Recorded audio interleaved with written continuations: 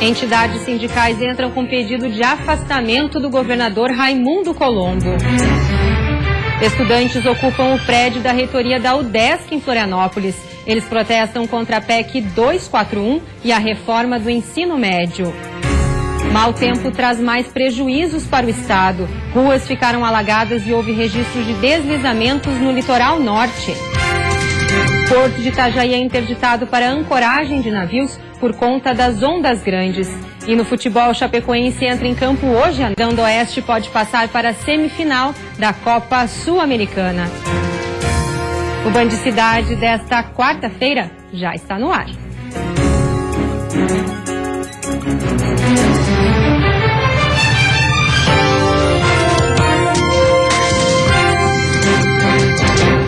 Olá, boa noite. O Fórum Catarinense em Defesa do Serviço Público pediu hoje o impeachment do governador Raimundo Colombo. As instituições também querem a responsabilização dos secretários da Fazenda, Antônio Gavazzoni, e de recursos desvinculados da Casa Civil, Celso Calcanhoto. A denúncia tem a assinatura de 29 instituições que compõem o Fórum Catarinense em Defesa do Serviço Público. O pedido de 30 páginas foi entregue ao Procurador-Geral da Assembleia Legislativa. O presidente da Alesc, Gelson Merizio, estava na casa, mas não recebeu a comitiva. A análise técnica sobre a admissibilidade vai ter como parâmetro o mesmo procedimento adotado lá na Câmara Federal. O auditor fiscal do Tribunal de Contas do Estado explicou que cerca de 615 milhões de reais foram doados pela Celesc ao Fundo Social do Estado em 2015. Os valores, no entanto, seriam tributos e não poderiam ter sido desvinculados do Caixa Geral do Estado. Créditos suplementares, sem a comprovação de superávit, também são questionados. O problema é que a mudança teria tido impacto no repasse de recursos financeiros aos municípios catarinenses. Por lei, 25% da arrecadação com ICMS deve ser distribuída entre as cidades. Outra preocupação é que esse montante doado não teria entrado no cálculo exigido por lei para investimentos pelo Estado em áreas como saúde e educação, por exemplo. A estimativa é que o prejuízo total seja de aproximadamente 300 milhões de reais nos últimos 18 meses. Esse item chegou a constar da ata conclusiva do julgamento das contas, mas não foi objeto de votação. Agora, pelo regimento interno da Assembleia, os parlamentares têm 15 dias para formar uma comissão especial para debater o assunto.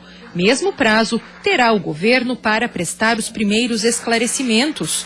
Como o Supremo Tribunal Federal definiu o rito do impeachment da presidente Dilma Rousseff, a aceitação de denúncias dessa natureza passou a ser obrigatória.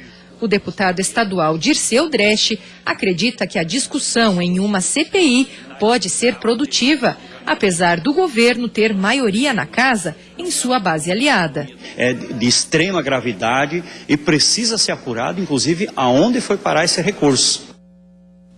Em nota, o governo do estado alegou que a desvinculação da receita é prática legal e que os recursos foram utilizados no Fundo Estadual de Saúde, Folha de Nativos, Secretaria de Assistência Social, Trabalho e Habitação e Fundo Penitenciário. Essa alternativa legal, segundo o governo, evitou um colapso nos serviços públicos. E uma pesquisa da Confederação Nacional de Transportes aponta que apenas 40% das estradas de Santa Catarina são boas. Mais de 3 mil quilômetros de estradas foram avaliados no estado. De acordo com o levantamento, 59,3% estão em condições regulares, ruins ou péssimas. O restante, 40,7%, se apresentam boas ou ótimas. Os maiores problemas estão nos 860 quilômetros de rodovias estaduais.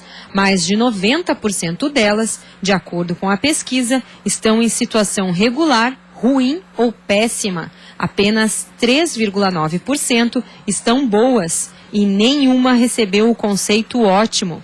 Já as estradas concessionadas estão 90,9% em condições boas ou ótimas. Estudantes ocupam o prédio da reitoria da UDESC em Florianópolis como forma de protesto à PEC 241 e à reforma do ensino médio. Desde a noite de ontem, cerca de 40 estudantes estão dentro da reitoria. Eles fecharam as entradas principais com cartazes, faixas e com um sofá. O bloqueio impediu a entrada dos funcionários da manhã desta quarta-feira.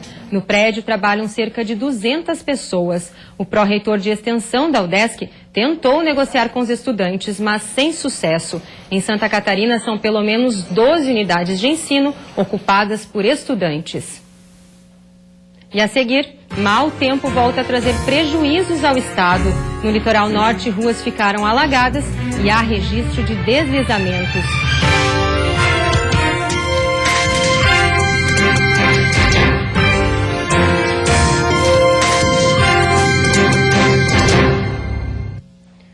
O porto de Itajaí fechou para ancoragem no início desta tarde por conta de ondas grandes no mar que comprometem a operação. Ainda não há previsão de reabertura. Um navio aguardava para atracar no canal e há previsão para a chegada de mais 3 até o final da noite.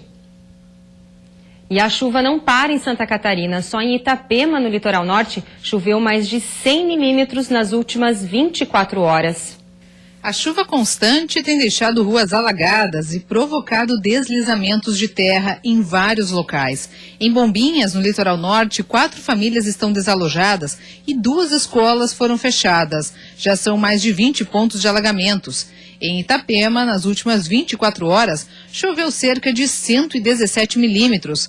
Na cidade, também houve desmoronamentos e alagamentos. Em um túnel da marginal da BR-101, os motoristas precisam prestar atenção na água acumulada. No Morro do Boi, em Balneário Camboriú, a chuva provocou uma cachoeira e requer cuidado de quem trafega pelo local.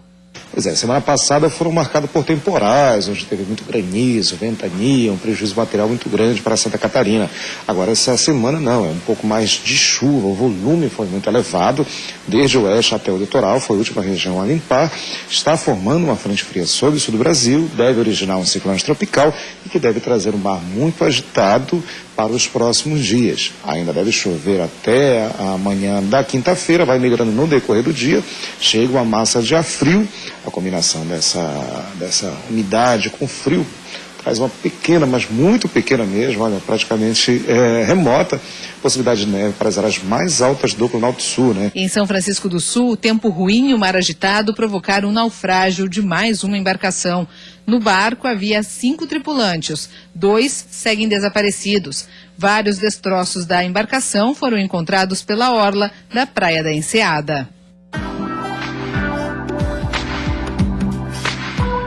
A quinta-feira vai ter condições de chuva na madrugada e início da manhã na maioria das regiões.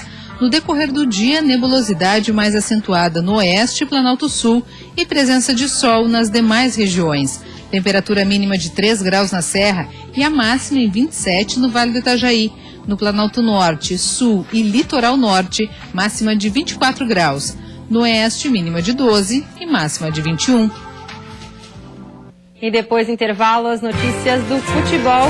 Chapecoense em campo para tentar passar a semifinal da Copa Sul-Americana. E o Avaí na expectativa de surpreender o Vasco da Gama no Rio de Janeiro.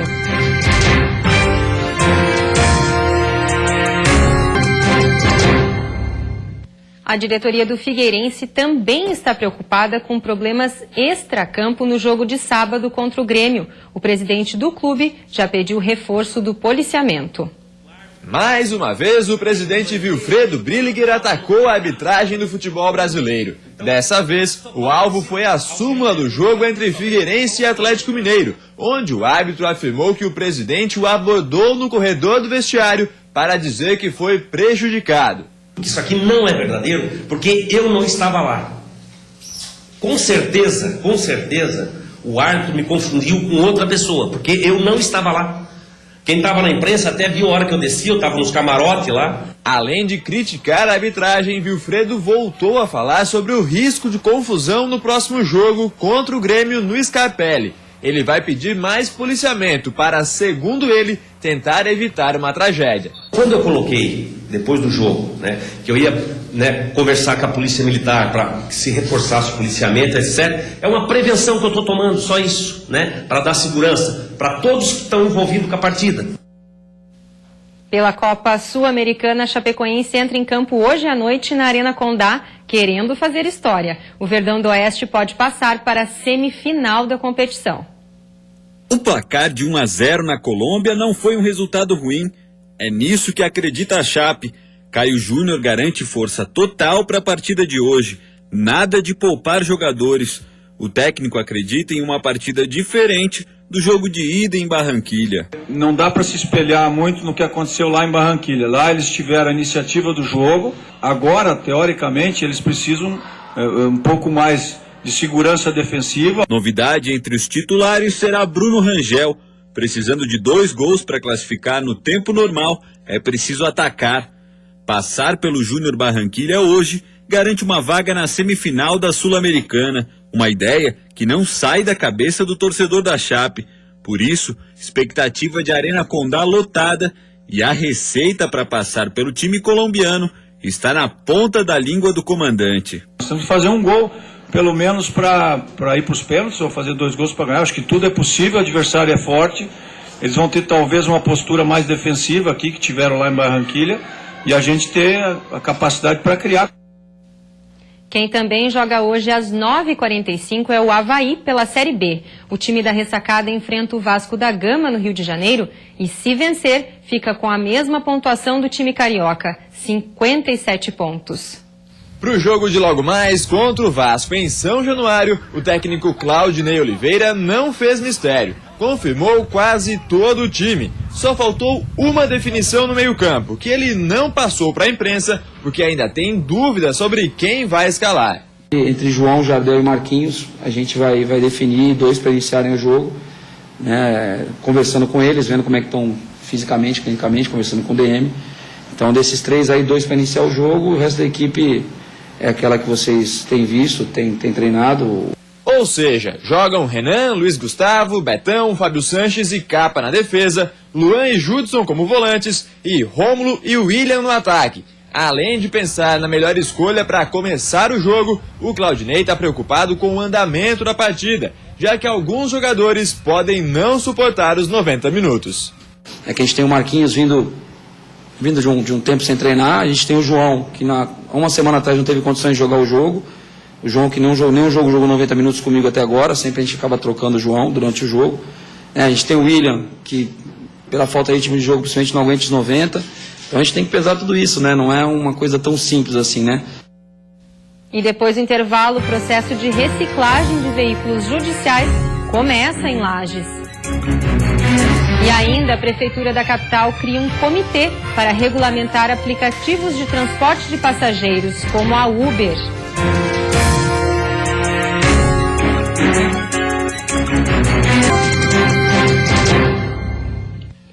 Em Lages, no Planalto Serrano, o Detran iniciou o processo de reciclagem de quase 100 veículos judiciais. O procedimento acontece para dar mais espaço aos pátios do Estado e também para evitar problemas de saúde pública e danos ao meio ambiente. Durante todo o dia, os veículos passaram por um processo de descontaminação.